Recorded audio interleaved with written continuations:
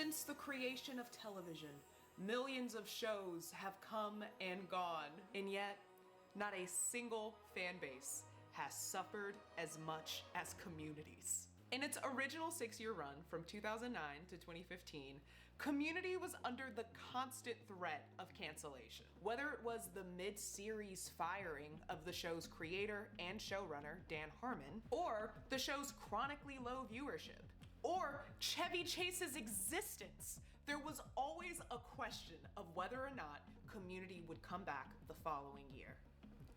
And yet, we always did. And according to the show's 14-year-old prophecy, Community still isn't over. For those that don't know, in the second season of Community, the phrase 6 seasons and a movie was first said as an in-show joke about a completely different real-life television show that was canceled after its first season. Show's gonna last 3 weeks! 6 seasons and a movie! And in its support for a different real-life canceled TV show, Community incidentally created a rallying cry for its own fans to advocate for its survival on network television. Despite the odds, we got our 6th and final season, I fucking hated it, of Community in 2015. And in 2022, fans got an official announcement for the production of the Community movie. A movie that 4 years later, no one is confident is actually gonna fucking happen. For one, virtually every member of the original cast and crew have gone on to become wildly successful since the show's end in 2015, making it feel logistically impossible to get everyone back in the same room to make the movie. On top of that, almost immediately after the film's confirmation in 2022, the writers and actors strike stopped pre-production a year later in 2023. And since that point, almost every actor who's been asked about the movie has admitted they haven't heard a single update for now. There's no update. There's no update. I'm so sorry. Any updates on the Community movie? Oh. Lastly, the show's historically dysfunctional but endearing creator, Dan Harmon, has a history of failed cult classic projects that fizzled out due to studio inaction and conflicts on set. So, with the odds, yet again, stacked against the fans of Community, that's where I come in. As a fan of Dan Harmon, as a fan of Community, but mostly as a human being, I am going to try to predict the plot of the Community movie.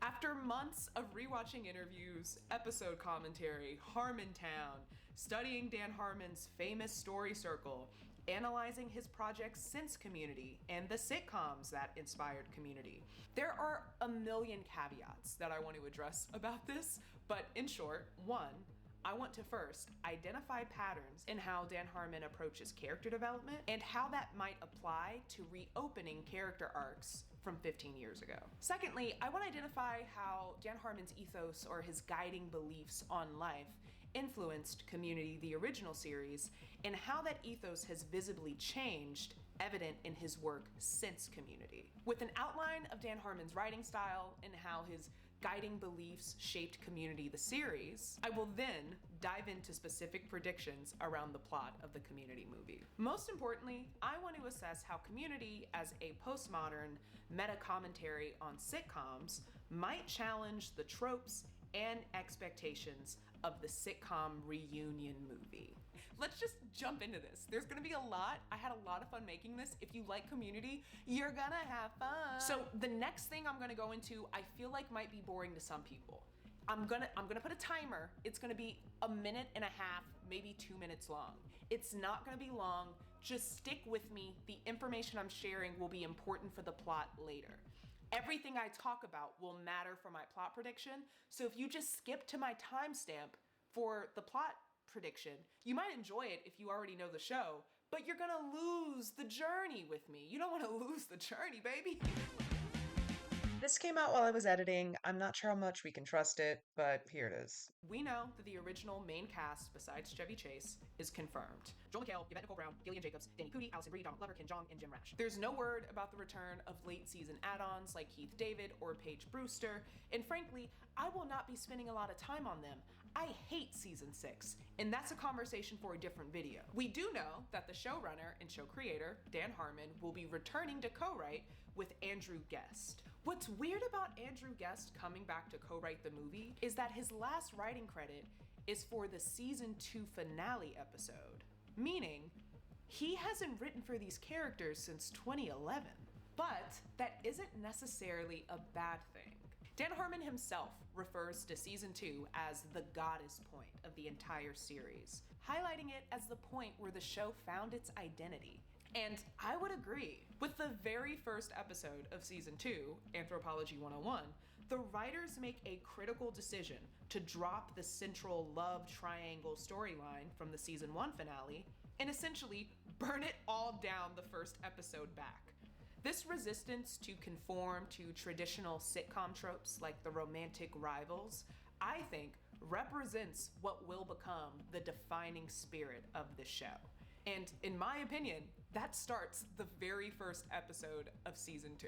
I think bringing back a season 2 writer is a great way to root the Community movie in where the show first got its footing. There is currently no director attached to the Community movie, but names have been thrown out over the years. So, if we're choosing an available in-house director, someone that has already demonstrated a strong knowledge of these characters and an ability to manage the wide-ranging tone of the show, I think our best options would be Tristram Shapiro, Rob Schraub, or Jay Chandrasekhar. Tristram would be my first pick. From traditional sitcom premises to the more ambitious and unconventional episodes that the show is known for, Tristram has proven an ability to carry the show in all its iterations for 5 seasons. My second prediction would be Rob Schraub. He's a longtime co-collaborator of Dan Harmon. They literally entered the industry together as co-writers. And he's also directed community favorites like Basic Lupine Urology and the season 6 finale episode.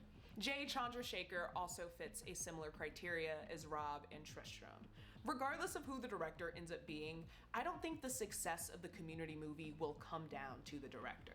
Obviously, they're all a part of a team. But with that being said, most of the vision and creative responsibility will fall on the show's creator, Dan Harmon. Let's get into an assessment of Dan Harmon's writing, his inspirations, his ethos on life and screenwriting, and how all of those components might indicate a guiding central theme for the Community movie. Like I said earlier, Community is not just Dan Harmon. It's the product of a team of writers and co-collaborators who worked alongside Harmon for its 6-season run. It is impossible to definitively separate what Dan Harmon brought to Community and what former staff writers brought to the show. My goal in this part of the video is to identify what makes a project distinctly Dan Harmon. I recognize just how different his approach is for different projects. But what is true across the board is that each project projects Dan Harmon's unique real-time perspective on people, life, and human relationships. Dan Harmon's early work tends to be a mix of 2 things. First, an homage and or deconstruction of the media he grew up with, or 2, a self-assessment and deconstruction of himself. I'm not here to psychoanalyze Dan Harmon, as I'm sure he'd hate that, possibly as much as he hates a fan online predicting what he will do with his own characters. But figuring out where the Community movie might land absolutely starts with recognizing where Dan Harmon is, both professionally and personally. Let's start professionally. The central driver of what makes Dan Harmon's work uniquely him is how his early connection to television informs his work. Having grown up with the shows that set the foundation for what a sitcom even is, Dan Harmon became incredibly adept at understanding the sitcom format to then challenge that structure and help discover new ways to expand that form. This is the first distinction in how Dan Harmon writes sitcoms, and it's to avoid falling into the entropy of writing a sitcom. This essentially means don't simply write to replicate what you expect to see in a sitcom show. Community's position as a postmodern meta sitcom allows it to lean into those familiar sitcom tropes, both as a fan inspired by the sitcoms that came before it, but also as a critic inspired to challenge some of its most tired tropes. I see this rule play out through his work, and I think of it as kind of like a Trojan horse situation. He gets into the room by replicating a familiar sitcom structure. He takes the sitcom characters and dynamics that you would usually find in a neighborhood setting or a bar, and then places them in mythical ancient Greece, or in the existential planes of the multiverse. Where traditional sitcoms create a connection with its audience by reflecting reality, Dan Harmon's projects tend to create a hyper-reality and still asks you to identify and relate to it. Despite the absurdity of Greendale and the world around them, you stay rooted in the human qualities of the show. Or, as Dan Harmon puts it, the woods are magic, but the people are real.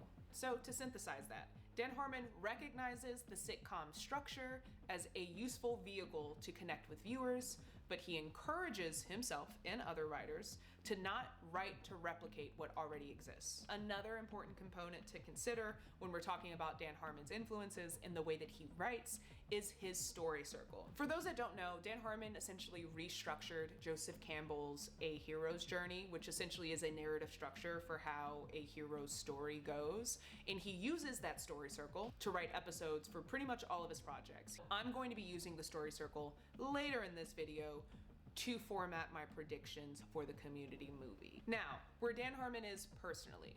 I chose not to shoot the part that I wrote on this topic for the sake of staying on topic to focus just on the Community movie, but it's really hard for me to watch myself fangirl about Dan in the early Community days without acknowledging Megan Gans and the abuse she experienced as a writer on the show. I know she wants to move on. I know Dan has made amends with her, and it's been like almost 10 years, but it just felt like a glaring omission amidst all the praise I have, which is all genuine. I'm clearly a very big fan of his work. But yeah, if you don't know what I'm talking about, look it up. I just kind of wanted to bring it up because it just felt like a glaring omission in this video of very high praise. So there it is. I'm going to keep this part short because I think it's gross to speculate on people's personal lives, especially because we will never know what's going on in people's personal lives. But Dan Harmon is very vocal about his personal struggles. He frequently writes on his perfectionism, his struggles with alcoholism and self-loathing and insecurity, and his characters serve as a reflection of that inner monologue. Community, I think, has a unique role in representing Dan Harmon as a person because it also reflects his first contribution to sitcoms as the genre that helped to raise him. I fully expect for characters like Abed, Jeff, and Annie to have major developments in the film, or at the very least to reflect where Dan Harmon is today in terms of his own perfectionism represented in Annie, his insecurity represented in Jeff, and fandom represented in Abed. So, with that in mind, we're getting to the fun part. Let's start diving into the film's potential themes, what the framing of the film might be, and where our characters left off and where they may go for the movie. Before characters, let's start with potential themes. In a show with so many cinematic episodes and emotionally powerful concepts, what would make the story of the Community movie worth a feature film? With the recent influx of sitcom revamps and limited series reboots, I can't help but feel like the Community movie will have a lot to say about the role of returning sitcoms in modern media. A part of Dan Harmon's beliefs around sitcoms are that they're an opiate. Whether it's by reflecting how life should be, or by giving you hope for what it can be, they keep you happy by lulling you into a sense of security through escapism. Where traditionally, sitcoms have functioned as an opiate or a post-work relaxation ritual. This more recent culture of reboots and revamps, I think it's not just about post-work relaxation. It's also trying to reclaim the certainty from the past because the present is unpredictable. There's obviously the motivation that properties with existing fan bases are going to make more money, but this instinct to revert to the past as a form of security or safety, especially when thinking about sitcoms as the ultimate opiate, I mean, it's something that extends beyond media. It's also a common thread throughout modern global politics. It's using nostalgia to forge a false sense of security by reminding people of times that felt safer to them or felt more predictable and more certain. But I was feeling existential thinking about that because obviously that applies to things a lot more important than this. But with this in mind, this is where the Community movie has an advantage. Community, as a television show, never had certainty. Unlike the mini sitcoms that are being revisited over the past 10 years or so, Community was never a show that defined the mainstream culture. It was always something that responded to mainstream culture. And because the original series existed in the margins, I don't think its reunion movie has the same kind of expectation to restore a sense of normalcy from the original era it existed in. So with that in mind, I fully expected to respond to the culture around it, specifically the one that looks to television as an escape and as a reminder of when times were easier. For this reason, I don't think the Community movie has to operate like an opiate that returns to the good old days. Mostly because this is a fan base uniquely prepared for change. From its second season on, this is a show that never got the chance to be comfortable, having to repeatedly restart and reintroduce itself over its 6-year run. And for Community, constantly evolving was the best case scenario, because at the very least, the opportunity to change the show meant an opportunity to keep the show going. So, thinking about how this influences the theme of the Community movie, this means that the Community movie has room to really challenge and lean in to how much has changed since the show's end. Another factor that I think all sitcom and revamps and reboots have to ask themselves is, who will this movie be for? This might seem like an easy answer because Dan Harmon himself has recognized that the only reason a Community movie is happening is because of fans of the show, but he's also stated that he wants the film to serve as an entry point, potentially, for new viewers. With this in mind, I think we're gonna see some character development undone. I've noticed with sitcom reunions, mostly like revamps or like limited series reunions, that writers tend to oversimplify returning characters, seemingly to make it easier for new viewers to be introduced to them. And like, I get it. For the Community movie, we're gonna have like 90 minutes. We don't have time to get into the nuances that developed over 6 years. I want us to expect to see some of the maturity undone in some of these characters, just so we have room to develop them for the movie again. So, we determined that the Community movie's role as a sitcom will not be to simply be an opiate. It has room to challenge the characters that fans love and can really dive into how much things have changed. We should also expect to not pick up where characters last left off. We might see them return to an earlier, less mature version of themselves to accommodate new viewers. With that being said, there is one character that it is very important that they do not change even slightly. Greendale is arguably the most important character in the series. It is not just the primary setting for more than half the series. It is also the force that unites the group and creates the conditions that drive the show. The most important part about Greendale that I think should be carried into the movie is that it was both a force that gave characters the space to grow without judgment, but also served as a barrier that kept characters from reaching their full potential. The school's motto being "you're already accepted" perfectly sums this up. It captures how meritless and below standard the school is, while also indicating the promise that you never have to change who you are because Greendale will accept you no matter what. On the flip side, we see that this promise of unconditional acceptance stunts the character's growth. Greendale was basically life with training wheels. It was perfect for allowing these characters to build confidence for the real world, but it eventually represented a comfort zone they were all resistant to leave. Each character's exit from the show, besides Shirley and Pierce, represented a shift where each character realized they had outgrown Greendale and needed to pursue the real world. There's also like a meta element to this that I'm sure you will hate me for pointing out, but season 4's premiere episode, I think, captures this perfectly. Leaving Greendale means leaving the arrested development of the sitcom structure where you never grow up. Because Greendale's escapism was such a big part of the show and it's what bonded the study group in the series, I fully expect this quality about Greendale to return for the movie. But I think the movie will show our core group resisting the escapism that Greendale offers, both as a meta representation of how us as viewers are looking to escape through the Community movie, and I think as a new challenge to the Greendale study group. So with this in mind, what should we expect out of Greendale for the movie? First, the Dean, with him as the physical manifestation of the school's absurdity and chaos. Craig Pelton needs to be fundamentally the same as he was in the series. We've already seen him try to be taken seriously in the season 3 premiere. Alternatively, I think he and Frankie have leaned in to the school's history of being absurd and meritless. Maybe now branding Greendale as an untraditional learning experience. The last thing about Greendale we need to carry is that Greendale makes people crazier. By the end, everyone needs to lose their mind on Greendale's campus. No one can feel sane or safe while at Greendale. That is a necessity. Now, let's get to the rest of the character breakdowns. At the risk of reinforcing him as the group leader, let's start with Jeff. The last thing we heard about Jeff is that he's working at Greendale as a law professor. At the start of the series, Jeff's desire as a character is to get back to his life as a manipulative lawyer who proudly refuses the need for friends or companionship.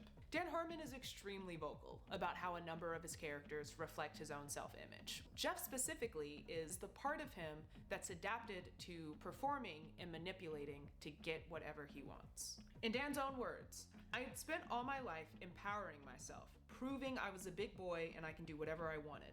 But that's only half of a life. So in that respect, Jeff Winger is me." And this idea that living life to prove yourself as self-sufficient or in control is only a life half-lived is exactly the lesson that Jeff learns by the end of the series. By the middle of the series, he gets exactly what he wants. And yet, he still feels unfulfilled and incapable to return to his cutthroat, hyper-independent life that he lived before. While not totally reformed, his time at Greendale has changed him. And in the season 6 finale, we see that Jeff stays at Greendale while most of his friends choose to move on. So, where can Jeff's character go for the movie? Despite reunion movies and their tendency to revert people to earlier versions of themselves, I don't think we're going to see the blindly arrogant, rude season 1 version of Jeff. Just as Rick Sanchez has gone from being the all-powerful genius in Rick and Morty to now in later seasons being seen as a self-loathing and insecure egotist that everyone can see through, I expect Dan's exploration of Jeff Winger to follow a similar track. I think we're going to see him continuing to struggle with aging and continuing to struggle with how the people around him have grown to have independence without him. I think the traits that we will see reemerge for Jeff are his smooth-talking manipulation and his destructive self-loathing. The best way to challenge Jeff is to take away his ability to control the group. It also opens up the door for the rest of the cast to kind of flex their skills and show how they can fill that role when Jeff fails to. Okay, arguably, as the second most likely lead character for the Community movie, let's talk about Abed. Abed is the other side of the coin that represents Dan, where his narcissism and superiority complex is exercised through Jeff Winger. Dan Harmon's instinct to observe the world through television and relate to other people through it is exercised through Abed Nadir. I think Jeff and Abed's importance to Community is also represented by the fact that they're the only two people whose psyche can influence the format of the show. It's very important to note that both of these mental breaks in the series were caused by their unhealthy response to change.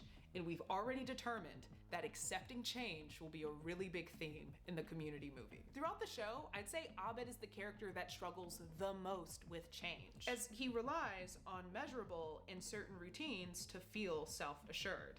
What's interesting is Towards the end of the series, Abed actually starts to adjust to change pretty well, and Jeff becomes the character who struggles with seeing how much his friends have changed and how much they're outgrowing Greendale. Where Abed begins on the outskirts and desperate not to lose his newfound belonging in the group, he eventually becomes secure in his friendships and gains the confidence to leave Greendale to pursue a career in film in Los Angeles.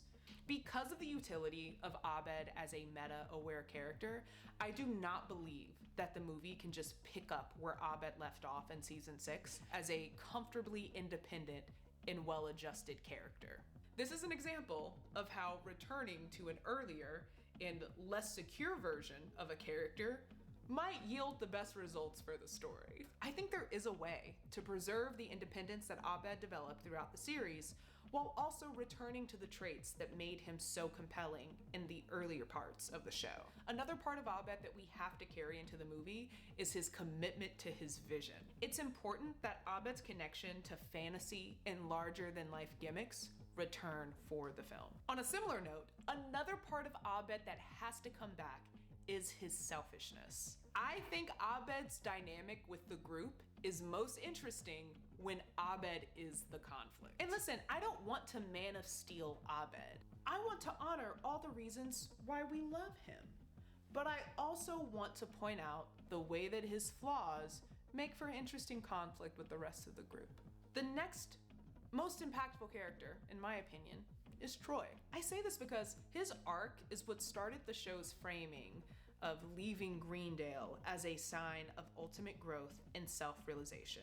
As a reminder, Troy leaves Greendale after Pierce dies and leaves his inheritance to Troy, with his dying request being that Troy sail across the world and find himself to grow into the man he knows he's destined to be. Before Troy's exit, the only people that tried to leave Greendale, being Annie and Jeff, were only leaving to legitimize themselves, to either transfer to a better school or to go pursue their career. Troy is the first person to leave Greendale in pursuit of the unknown. Troy comes to Greendale as a former high school football star who secretly sabotaged his athletic career to run from the pressure of his growing stardom. His challenge in the show is to release this false identity of being the jock and to pursue a more carefree and lighter life with Abed.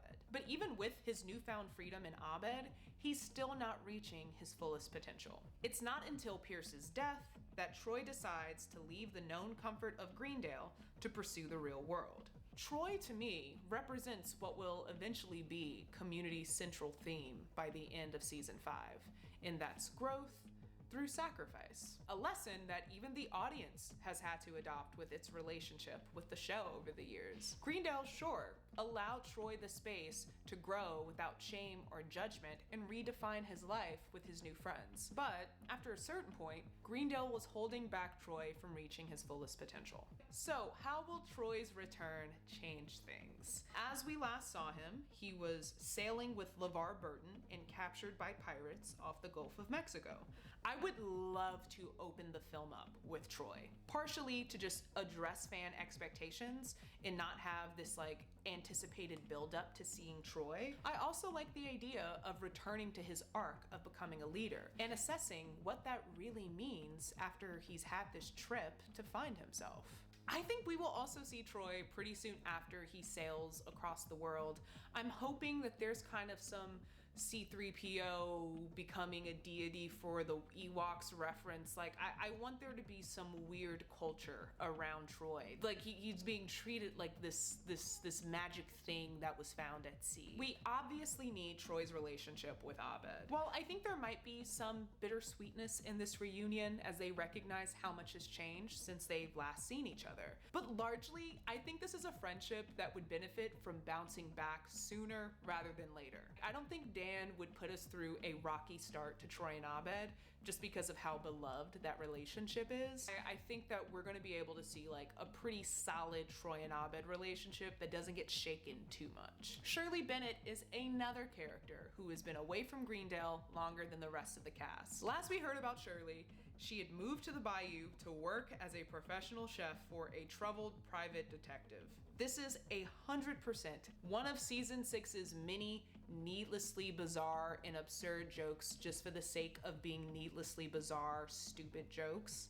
That is apparently canon. Yvette Nicole Brown said it did really happen, so they're gonna have to take that seriously in the show. I anticipate that Shirley will pick up where she left off. It sucks because I've always felt like Shirley was among the least developed in the ensemble cast. And to be fair, there's always a couple of people that fall through the cracks when you're developing multiple characters over the course of a show. But Shirley's handling felt more emblematic of the fact that they didn't know how to challenge her or develop her character, specifically as an older Black character. A key part of Shirley's development in the show was forging an identity outside of being a mother who cared for other people. I can see the Community movie re-engaging with this part of Shirley's character, maybe looking at what her life looks like now as an empty nester, with her sons going off to college and her father hopefully recovered. My disenchantment with how Shirley is presented throughout the series isn't a matter of believing that she wasn't written to be a compelling character at times, or that she wasn't a likable character. I just think that episodes or B-plots that focused on her felt more like conflicts to move the plot, as opposed to being revelatory moments that connected us to her and showed us who she was beyond the sweet, sassy, religious Black mom who wanted to be an entrepreneur. My hope for the movie is that they show a bit more complexity to all of her intersections. Annie is another example of untapped potential that found her voice while at Greendale. She's a high school overachiever that, in her eyes, ended up being relegated to a community college. Her key character struggle is a mix of ego and perfectionism, mixed with a dangerous sense of optimism that tears her apart when things don't meet her expectations. When thinking about where Annie will go for the reunion movie, I think it's actually pretty simple to compare her to Summer in Rick and Morty as an example of how he may evolve Annie as his first teenage girl character. In many ways, similar to Summer, Annie started off as a stock representation of an inexperienced teenage girl who eventually finds her own and makes her own way through adulthood by asserting herself. I have no interest in revisiting Jeff and Annie's Will They, Won't They at all, so won't even talk about it, but I will say, I think Dan will have an interest in it. Yeah, it'll probably be in there. Britta. My only note for Britta is that she has to accidentally complicate things even more. I noted in the season 5 finale commentary that Dan says Jeff and Britta are only in love with each other to the extent that they're afraid of being alone. These two characters totally have a history of looking to each other to complete themselves when their lives lack meaning.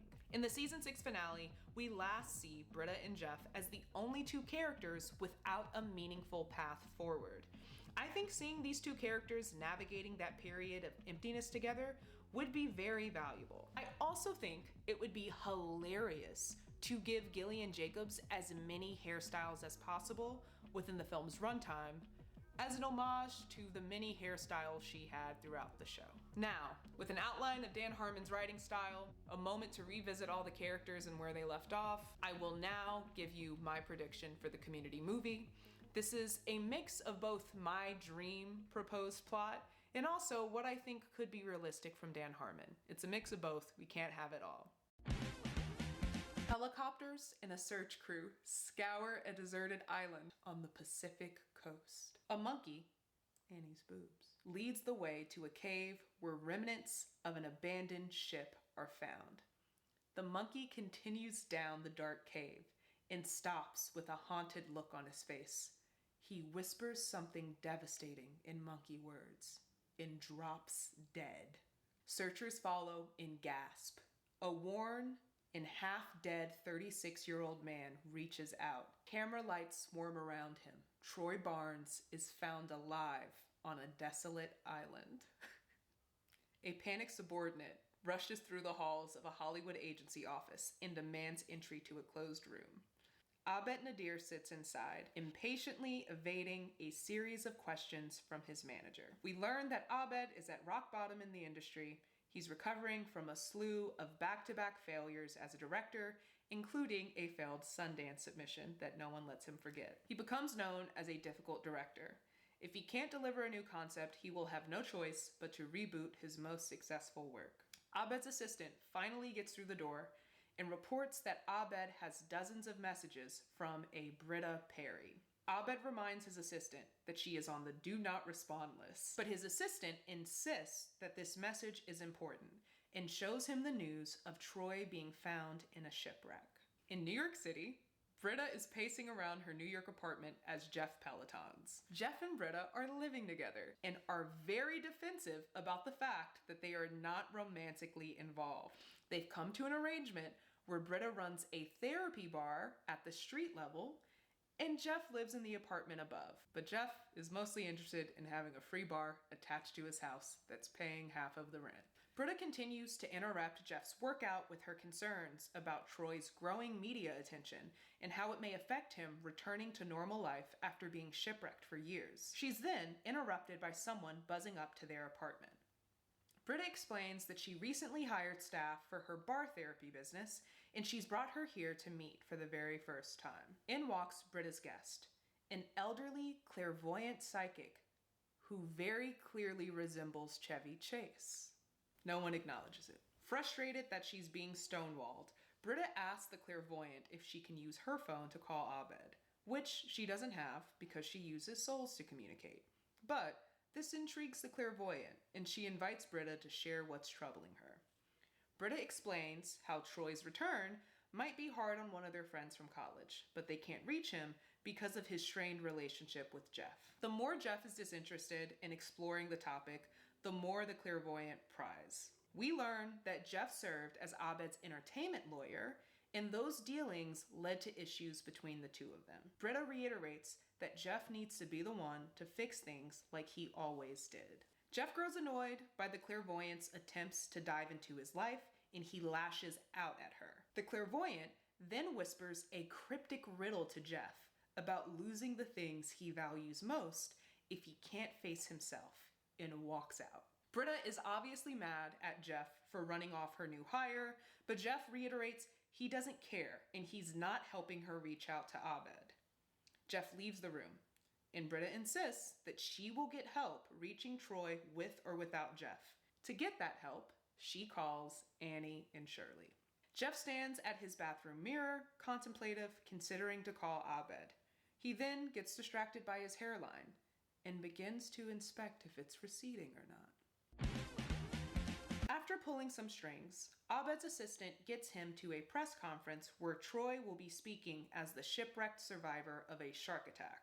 The story has gained national coverage, and it's clear that Troy is becoming a huge sensation. During the press conference, Troy's positive reception turned sour when interviewers asked Troy to respond to people who have come out to accuse him of being a relentless bully during his football star days. In the flurry of his new fame, this shakes Troy, and he leaves the press conference offering to return when he has time to adjust to his new life. But before he can leave, Abed calls out to Troy. Troy and Abed leave to grab food and catch up. Troy is excited to learn about Abed's success and reinforces how he was always his biggest fan. Abed is warmed by the fact that Troy feels like a clean slate. He hasn't seen Abed's fall from grace, so he can't really measure him by his failure. Despite Troy's questions about the study group, he continues to evade questions on why he doesn't keep in touch. He encourages Troy to do something similar with his newfound fame, to protect it from people who wouldn't understand, and to only trust his story with people who truly know him. Troy confides in Abed that he's worried that this negative image of who he was in high school will overshadow who he became at Greendale and while at sea. Abed convinces Troy that the best way to move forward is to be in charge of his own story. He reminds him of his time as a high school superstar, where his talent was co-opted by people who didn't understand him. Abed instructs Troy to stop doing interviews and to let his story speak for itself. What does this mean? Abed pitches a film starring Troy that chronicles his life at sea, telling the authorized version of Troy's life and who he is today. Obviously, Troy is worried that having a production around the story of his life will only create a bigger spotlight. But Abed counters with the fact that he's going to be overexposed anyways. The best option is to do it on his own terms. Jeff is back in New York, losing his mind. He's locked himself in the bathroom, convinced that something's wrong with him. He keeps seeing the face of the clairvoyant in the corner of his eye, and he thinks that his forehead is growing. As Jeff continues to spiral in his bathroom, he hears Annie and Shirley's familiar voices enter his apartment. They are all gathered with Britta in the living room, exchanging their strategies to reach Troy and Abed separately. Once Annie and Shirley see Jeff, they also demand that Jeff assume his role as leader and fix things between him and Abed so they can all come together to support Troy. As Jeff protests, Annie immediately notices Jeff's hairline and asks if it's a wig. She reaches forward to tug his hair, and a chunk of his hair falls out into her hand. They all scream. The group retraces the events of the past day to figure out where things went wrong, and they come to the conclusion that Britta's clairvoyant employee was actually a witch who put a curse on Jeff Winger during their argument. Jeff insists that Britta come with him to find the witch and undo the curse. Determined to be away from the witch, Shirley splits off with Annie to try and locate Troy. After much thought, Troy agrees to make the movie. Abed insists that this story needs to take place from the very moment Troy got the call to action to sail the world, starting from the very moment that Pierce left his fortune to Troy. This means they must return to Greendale so that they can recreate Troy's final days before he left to sail the world. Worn down by Troy's constant questions about their friends, Abed reveals how he felt betrayed by Jeff as his entertainment lawyer. Abed reinforces that if he and Troy work together, he can't act like Jeff did. Abed needs to be with people who trust him to make this movie the right way. Troy agrees, and they head to Greendale to begin production on the Troy Barnes origin story. Once they arrive, the dean, who is now co-dean with Frankie, welcomes their production with open arms under the condition that they cast members of the Greendale Performing Arts Department. The dean is also very skeptical about why Jeff and the group isn't involved, which only continues to frustrate Abed. With the promise from Abed that this production will not get out of control, the dean announces the filming of the Troy Barnes origin story and releases a school-wide casting call for the roles of Annie, Jeff, Britta, and Shirley. The entire school erupts with interest because, again, Troy's story is a national sensation, and now they're shooting his origin story at their school. And within hours, Greendale is turned into a Hollywood set where all anyone cares about is helping to film the Troy Barnes story. Troy is feeling the pressure of this production, but sees how fulfilled Abed is while working on the shoot and continues to comply despite his concerns. Jeff and Britta finally get a hold of the witch, who tells Jeff that he has to be brought to shame and utter humility before the curse is lifted. Jeff tries to attack her, and the witch escapes. Britta is convinced the key to undoing the curse is making things right with Abed, especially because Jeff is falling apart by the hour. Like, I'm talking Joel McHale in prosthetics. We need him falling apart. Like, the whole Jeff is hot and perfect thing needs to come undone.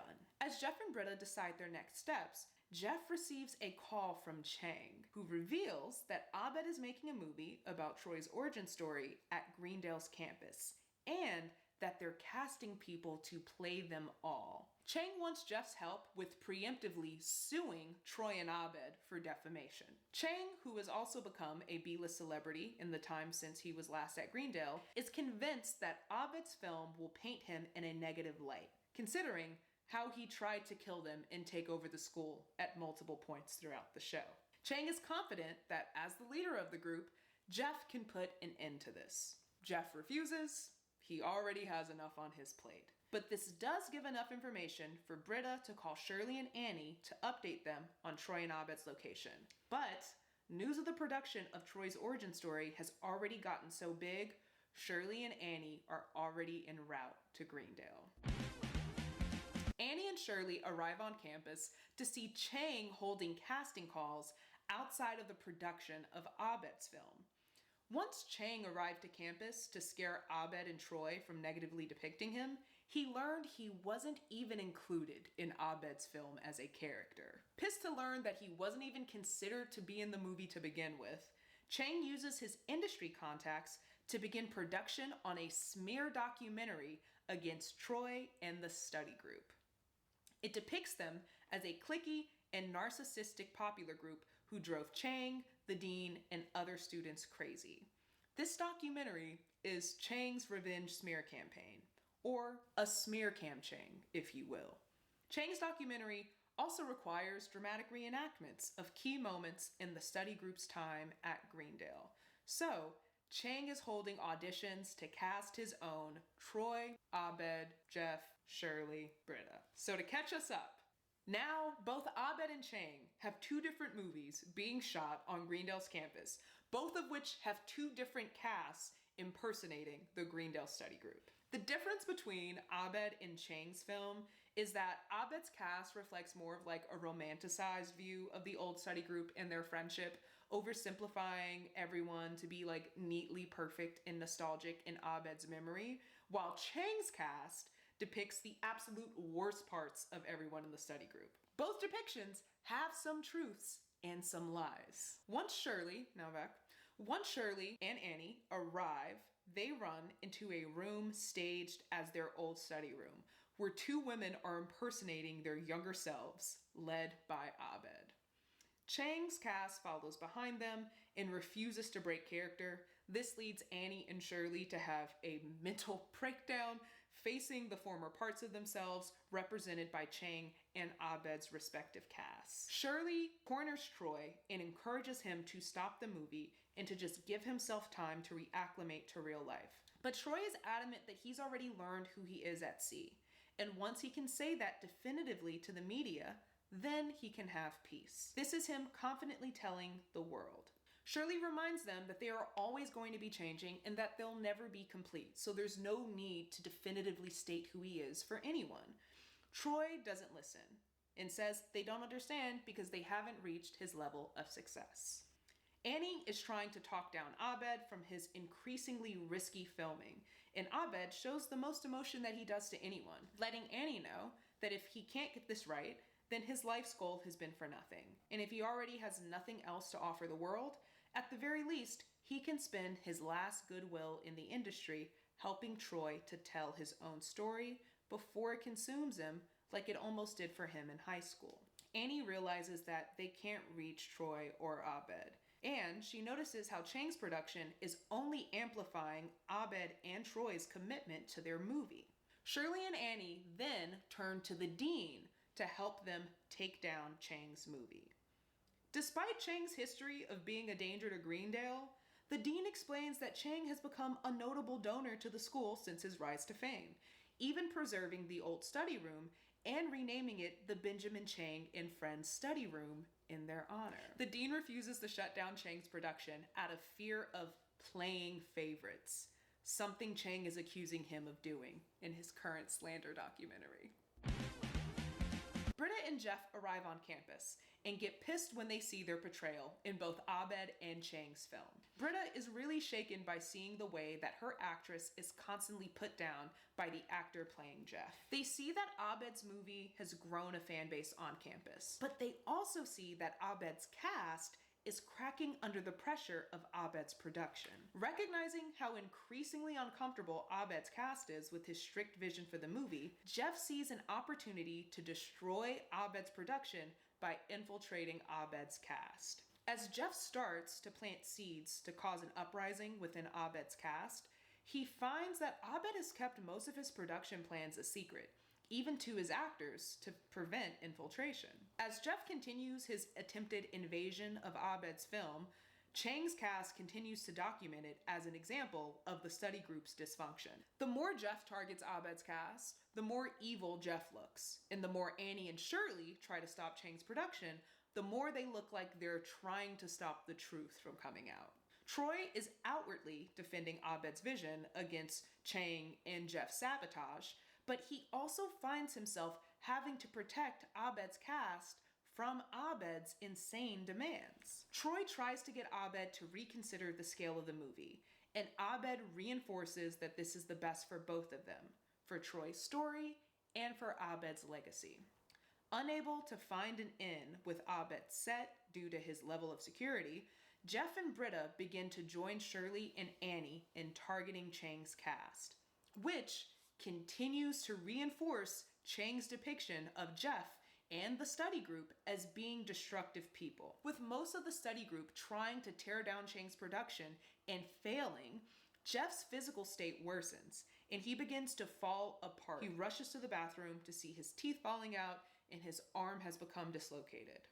Jeff begins to cry in desperation, but then he hears someone in the stall behind him. It's one of Chang's cameramen capturing Jeff's downfall. Jeff lunges to attack Chang's cameraman, and at that same time, a fire alarm blares through the bathroom and the sprinklers trigger on. Unfazed, Jeff drags the cameraman out into the hallway where people are running through the halls. He begins piling on him as smoke billows out through the building, and the dean frantically announces a code green over the intercom. Annie, Britta, and Shirley find Jeff and pull him off of the cameraman, telling him that a full-blown fire has spread from an undisclosed location on campus. By this point, Jeff resembles Quasimodo, like a full bug-eye, hunchback, and all. They follow a crowd of students evacuating and then arrive at a bunker that Frankie created in case of Greendale emergencies. Annie, Jeff, Britta, and Shirley approach the bunker. They find that Abed, Troy, and his cast have not arrived to the bunker yet. While the dean encourages Annie, Britta, and Shirley to take cover in the bunker, the dean does not recognize Jeff and refuses to allow him to enter the shelter. This sends Jeff even deeper into a spiral, and his words become unintelligible with rage. Jeff runs back into the burning building looking for Troy and Abed. Shirley and Britta race to find Troy and Abed first, while Annie tries to hold Jeff back and calm him down. Shirley and Britta faintly overhear Troy and Abed's voice coming from a room where smoke is coming out. As Shirley and Britta enter, a look of realization creeps onto Britta's face. Abed has recreated the lava game finale scene in season 5 to recreate Troy's last day at Greendale. In his creation of the traumatic lava game finale, Abed has started a real fire. Real Britta and real Shirley find Abed's actors in a state of panic, with Abed's actor who plays Annie trying to organize and put out the fire, and Abed's actor who plays Shirley leading a frantic prayer with the group. Chang is in there with a fire suit and a camera, documenting it all. Troy is pleading with Abed that it's going too far, while trying not to look explosive in front of Chang's predatory camera crew. Shirley and Britta confront Abed and immediately evacuate Abed's cast. As they leave the room, Britta realizes that her actor is missing. Shirley tells her that there's no time, or they will all be stuck in the building. But Britta is intent on not leaving herself behind. She goes back into the burning building to find her actor in a closet having sex with the actor who plays Jeff. With this, she has to confront her own self-abandonment and her real-life codependency with Jeff. Jeff storms throughout a burning Greendale as Annie pleads with him, and he finally finds the group with Chang's film crew as they're evacuating. He tackles Abed immediately. They fall on the floor and they argue about their fallout, with Jeff blaming Abed for the curse that's tearing him apart. Chang is live streaming this entire ordeal. Jeff stumbles over his words and shrieks at Abed while on top of him. Abed confesses that the end of their friendship was the beginning of a depression for him. Where he used to feel like the world was ahead of him, he worries that he's hit his creative peak. If he can't be inspired by this or deliver this for his first real friend, Troy, he isn't who he thought he was, and none of this was worth it. Jeff starts to feel the ability to concede in this argument, but he can't seem to find the words. An overwhelming wave of compassion for Abed is quickly replaced by the shocking realization that Jeff is not just at a loss for words. Jeff literally cannot speak. The final effect of the curse is taking place. Jeff Winger has literally lost the ability to speak. Jeff, still Quasimodo'd, begins to sob, wishing he could explain why things were so wrong before, but he can't even talk his way out of this. Jeff has to listen.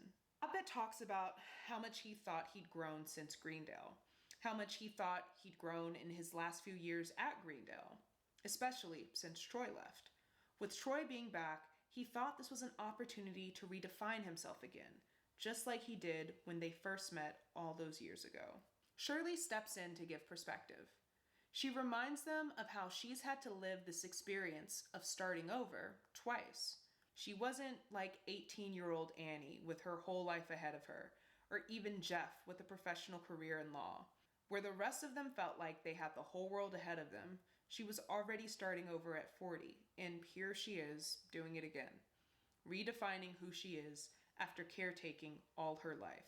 She doesn't know where her life is going now, but she remembers how low she felt when she first met them, and she thinks it was divine timing that at this point in her life, she was brought back to Greendale, not as a student, but as a friend, to reunite with the people who helped her through that time. Troy jumps in to talk about how he thought his time at sea would transform him, and he felt like his fame after his time at sea was a test, one to prove that he could handle the pressure differently than he did when he was a football star. He felt the weight of Abed's career and his pressure to protect who he thought he had become during his trip. Even with all this time passed, they are all still in flux. This Winger-esque speech leads to the whole group sharing where they thought they'd be all these years later and how much it's failed. Their return to Greendale makes them wonder if they have really grown at all. With a greater sense of understanding and the shared safety of knowing they're not alone and not knowing who they are and what they're meant to be doing still, the group share a big hug. Abed's cast is still with them and debates on if they should join the hug, and Troy encourages them to just hug each other.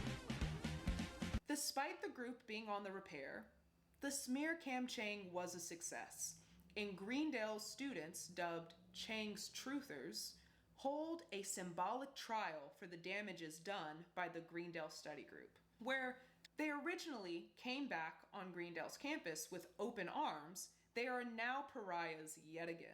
We see a series of testimonies from former Greendale students wronged by the group. This means we get to see appearances from side characters like Buddy, Vaughn, an email testimony from Leonard, I hope, Kim, Starburns, Magnitude, Annie Kim, Duncan, Rick, Rich, Todd, Neil, Vicky. The Dean and Frankie come out to give their own more nuanced account of the study group, hoping to quell the anger against the study group, but to no avail. Then, Abed's cast approaches the stage, and everyone expects this to be the worst one yet. Abed's actor, who plays Jeff, speaks on behalf of the group, and unexpectedly counters all the negative stories about the real study group, highlighting how they witnessed firsthand how committed the group was to doing the right thing. They watched, while on set, Annie try to reach Abed.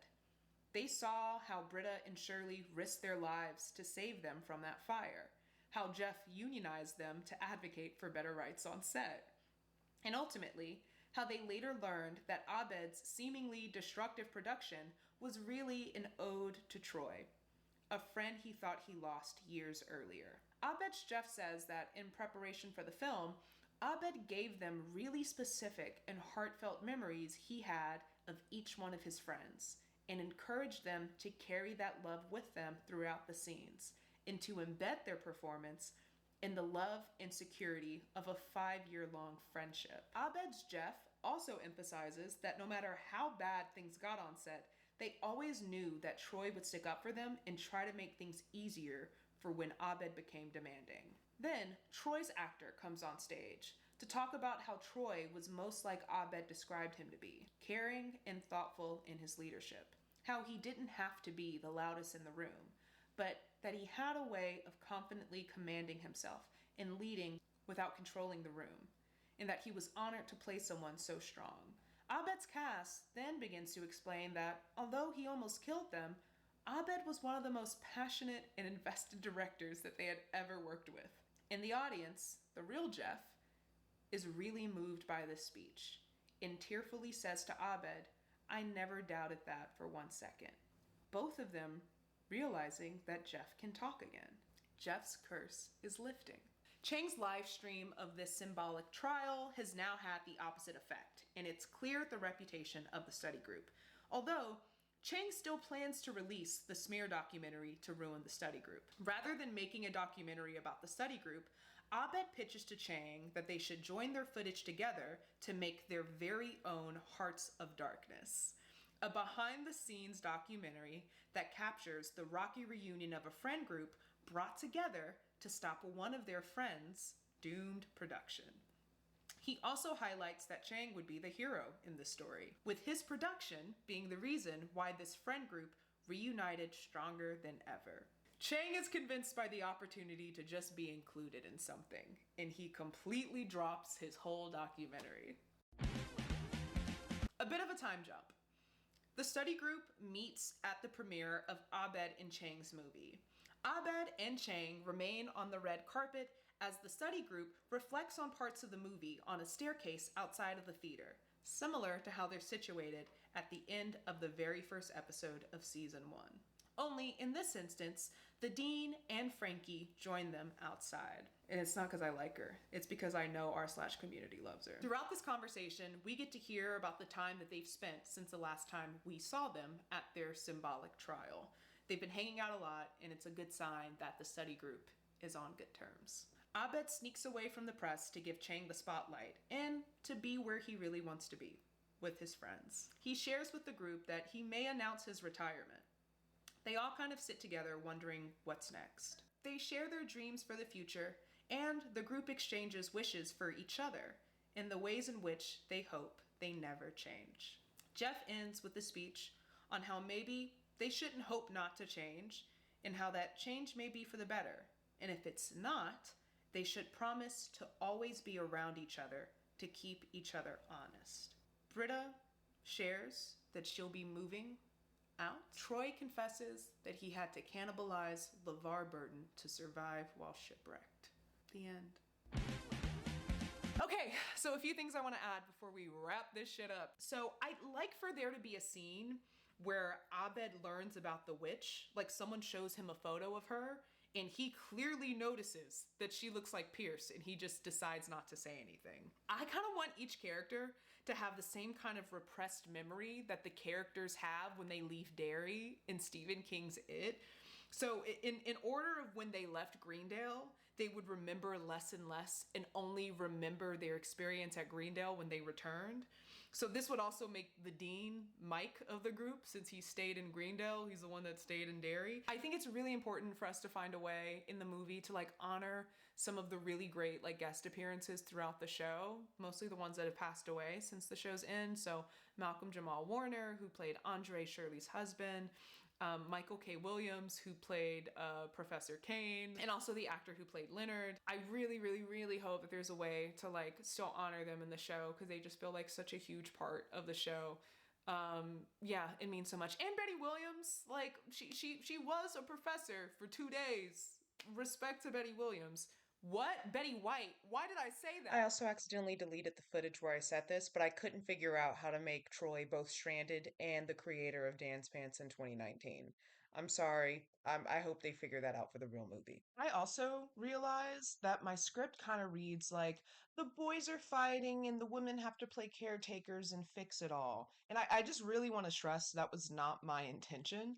Obviously, yes, I do enjoy Community when Abed and Jeff are the main conflict, but my goal in having them target Chang's cast as a group, them all kind of bug out and lose their minds seeing themselves represented in Abed's cast, is to give everyone, Annie, Shirley, and Britta, an opportunity to not only make things worse, but to lose their fucking mind. I don't want the women to just be like, oh, Abed and Jeff have to make up. I don't want to do that. As a product of fandom, I think it's very fitting that Community's praise for a different show became its lifeline to stay on the air. Without Community's postmodern sitcom analysis and its in-show references to underdogs like The Cape, the phrase 6 seasons in a movie would have never been adopted by fans, And it's likely that the show gets canceled at season 5 with absolutely no mention of a Community movie. I'm obviously a very big fan of Community, and it's only grown to mean way more to me than I've ever expected, especially from the time that I was like pirating it in my bedroom, depressed in high school. So even if we never get the movie, I'm just so grateful for this show, and I'm so grateful to be a part of a fan base of people who care so fucking deeply. I know if no one watches this video, the 50 people that will watch this video will fucking appreciate this video. But yeah, I mean, like, there's people like @Legendario, Communities, r/community. Like, I don't even feel like the show isn't still going on because everyone keeps it alive in such a beautiful way. I feel like I'm always talking about it, even if I'm not initiating it. It's some online community that's like coming up on my phone, talking about the show, rediscovering things about the show, and just sharing their love for the show. So I think that's something that genuinely, if we never get a movie, like, it ain't over, baby. It ain't over. Also, I think to just close this out, a part of me wanting to talk about production and the writers and creative team behind Community wasn't just to pad the runtime. Clearly didn't need that. But it was also to highlight that if we never get the Community movie, it's likely because the creatives who made the show what it is are likely off creating other things that they're passionate about. I think as fans, we can take joy in the fact that the cast and crew that made Community the show that we love are continuing to do that work in other projects where their skills undoubtedly are continuing to shine and make other people happy, even if it's not us. But to end this video, can I just say, I do think the Community movie will happen eventually. And I'm very excited for the person who watches the movie and gets to experience the show for the very first time.